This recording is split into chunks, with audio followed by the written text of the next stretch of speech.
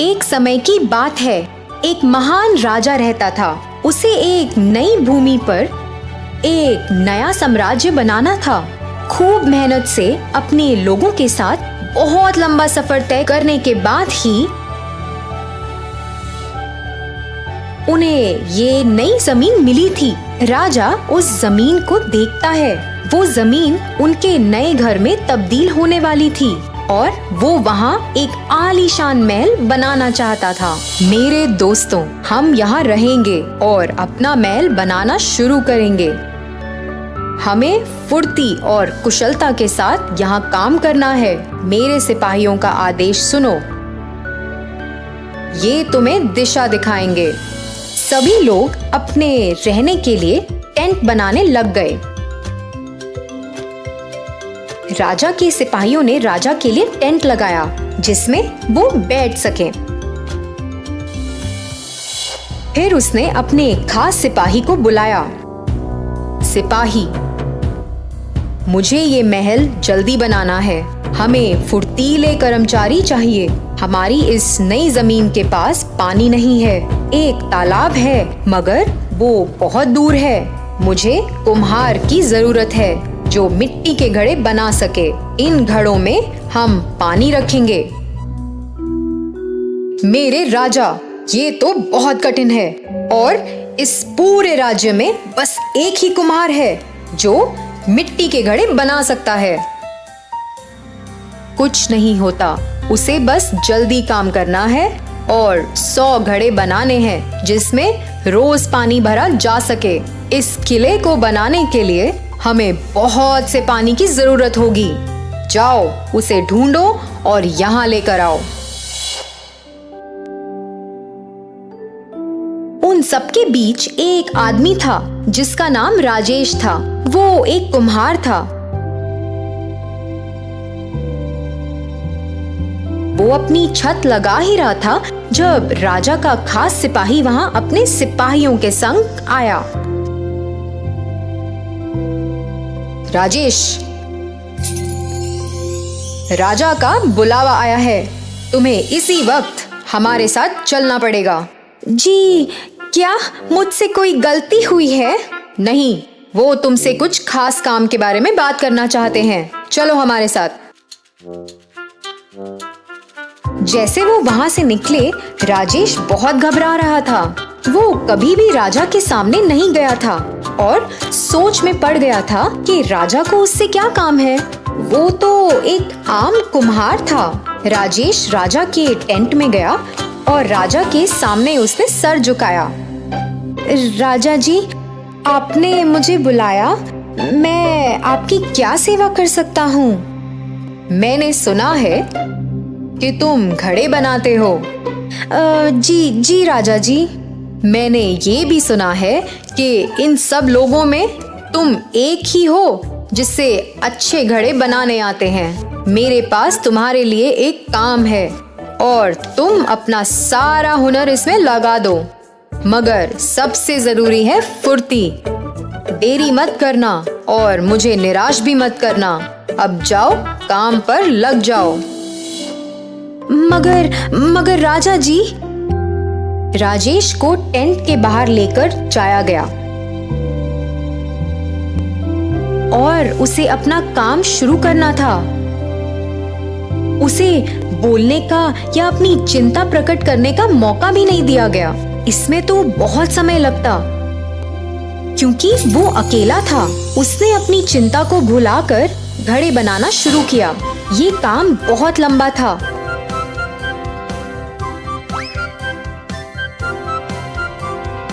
और बहुत समय भी लेता था। उसने बस 2 घड़े ही बनाए थे कि सूरज ढलने का समय हो गया और सब सोने को जाने लगे।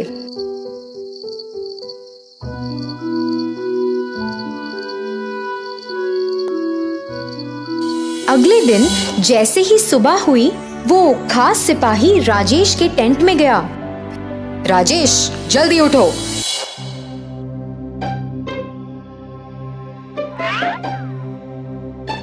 और काम करना शुरू करो। हमें आज ही 100 घड़े चाहिए। कर्मचारियों को अपना काम शुरू करना है। मगर साहिब 100 घड़े। एक सिपाही से सवाल मत करो। राजेश अब बहुत परेशान हो गया था। वो एक दिन में 100 घड़े नहीं बना सकता था। उसने जल्दी से चिकनी मिट्टी मिलाई और घड़े बनाने का काम शुरू किया। आधा दिन बीत गया था और कर्मचारी उसके पास आकर घड़े लेने लग गए। उसने मुश्किल से कुछ ही घड़े बनाए थे, पर वो सब उसने उनको दे दिए जिसमें वो थोड़ा पानी तो ला सके। सिपाही ने राजेश को वो थोड़े से घड़े कर्मचारियों को देते देखा। अगर तुमने फुर्ती नहीं दिखाई तो तुम मुसीबत में पड़ जाओगे। राजा ने तुम्हें हुक्म दिया है और तुमने अगर इसका पालन नहीं किया तो मैं स्वयं तुम्हें राजा के पास लेकर जाऊंगा। राजेश काम कर ही रहा था और सिपाही के वहां से जाने के बाद राजेश इतना गुस्सा हो गया कि उसने लाठी से बनाए हुए सभी घड़ों को स्वयं तोड़ने लगा। मुझे इन घड़ों से नफरत है। मैं 100 के 100 घड़े तोड़ दूंगा। राजा पास ही की एक पहाड़ी पर खड़ा था। वो सभी लोगों को देख रहा था और सोच रहा था कि उसका नया किला कैसा होगा।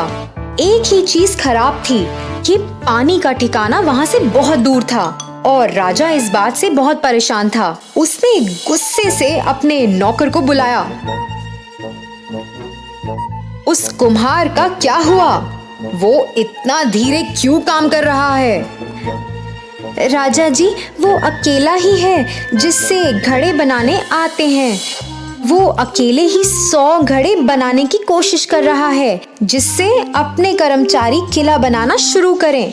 उसके बिना कुछ काम नहीं हो पाएगा। आपके कर्मचारी तो उस तालाब से पानी भी नहीं ला पाएंगे। वो सुबह नहा भी नहीं सकते, खाना बनाकर खा भी नहीं सकते। यहाँ तक कि लोग अपने बच्चों का ख्याल कैसे रख पाएंगे? किले का तो छोड़िए राजा जी, पानी के बिना जीना भी मुश्किल है। राजा ने अपने नौकर की बात पर गौर फरमाया। उसने बाहर आसमान की ओर देखा और सोचा, हाँ, ये तो सच बोल रहा है।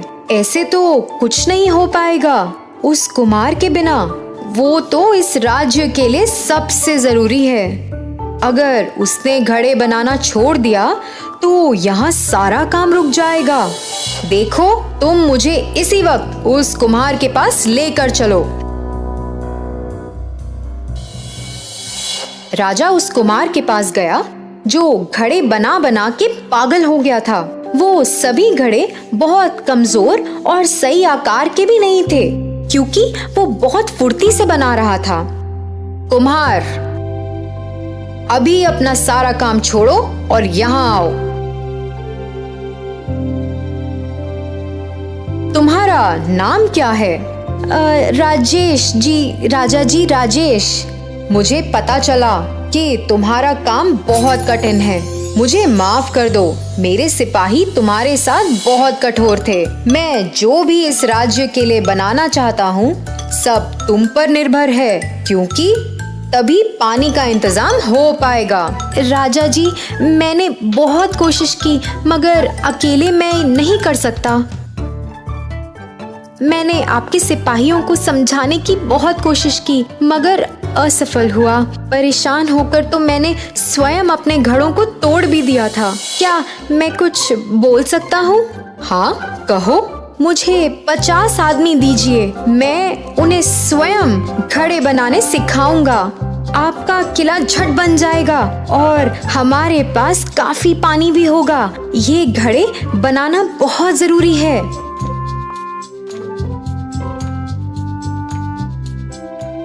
जल्द ही राजा ने 50 आदमियों को इकट्ठा करने का आदेश दिया।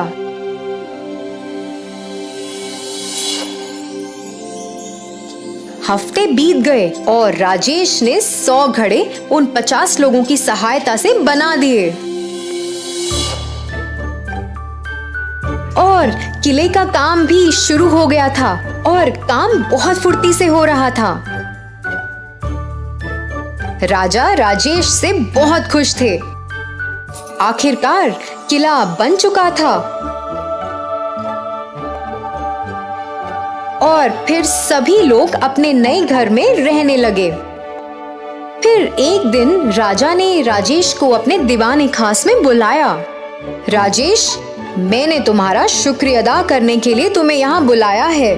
मैंने तुम्हें और तुम्हारे काम को बहुत ही आम समझा था। तुम्हारे इस काम के लिए मैं तुम्हें इनाम में सोने के सिक्के देना चाहता हूँ। शुक्रिया जी, शुक्रिया राजा जी। मैं ऐसे ही आपके लिए जी जान से काम करता रहूंगा।